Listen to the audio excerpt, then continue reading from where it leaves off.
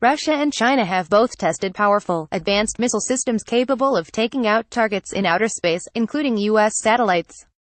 The Russian Ministry of Defense announced Monday that Russia tested an upgrade for its A-135 anti-ballistic missile system, a sophisticated missile shield designed to block Moscow from air and space attacks. In Kazakhstan, Major General Andrei Prikodko, deputy commander of the Russian Air Force's Air and Missile Defense Task Force, told Russian Ministry of Defense newspaper Krasnaya Zvezda that the system successfully accomplished the task and engaged the conventional target at the assigned time. Related, Russia's and China's presidents are winning big as they challenge U.S. and take power from West. Russia also conducted the sixth flight test for A-135's successor, the A-235 Place 19 Noodle anti-ballistic missile system, the Diplomat reported, citing U.S. defense officials with knowledge of Russia's weapons development program. The March 26 test took place at Plesetsk Cosmodrome, where Russia tested the -28 rupees Sarmat intercontinental ballistic missile, termed Satan II, by the NATO Western Military Alliance. The test was reportedly the first to demonstrate the A-235's direct-ascent anti-satellite weapon launched from the Transporter Erector launcher system. The A-235 is just one of many next-generation weapons being built as part of Russian President Vladimir Putin's push to modernize and enhance his country's armed forces. Russia wasn't the only up-and-coming major military power in the East. Like Putin, Chinese President Xi Jinping has also sought new anti-satellite tools for his country's growing arsenal.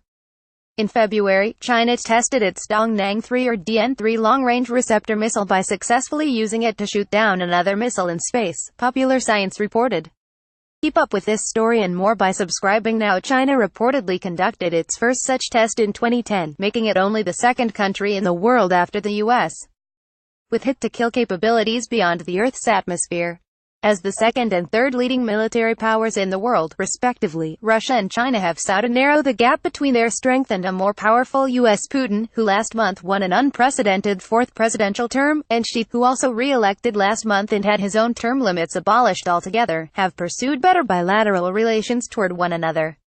In addition to developing trade, they have also fostered greater military ties. Chinese State Councilor and Defense Minister General Wei Fang chose Russia as the site of his first trip abroad.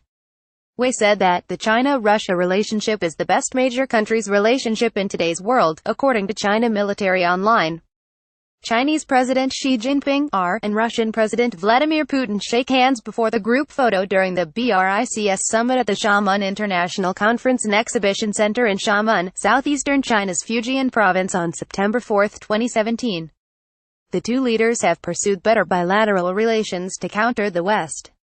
Kenzaburo Fukuhara, AFP, Getty Images. With global economic power and influence rebalancing from west to east, President Donald Trump targeted Russia and China in his December America First national security strategy. China and Russia challenge American power, influence and interests, attempting to erode American security and prosperity, Trump argued. They are determined to make economies less free and less fair, to grow their militaries, and to control information and data to repress their societies and expand their influence. Russia and China criticized the report, but Trump again took on the two major powers in his nuclear post-war review in February.